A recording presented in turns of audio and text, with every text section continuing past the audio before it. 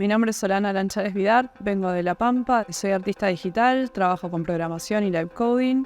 También tengo un cuerpo de obra más tradicional, que son obras que genero a través de la creación de algoritmos y que después las expongo o las muestro de una forma más tradicional, como si fueran obras pictóricas. A lo largo de todo este año y todos estos seminarios, conseguí un montón de nuevos amigos y nuevos colegas y también poder ampliar mi práctica, encontrar gente que me puede dar feedback sobre lo que hago.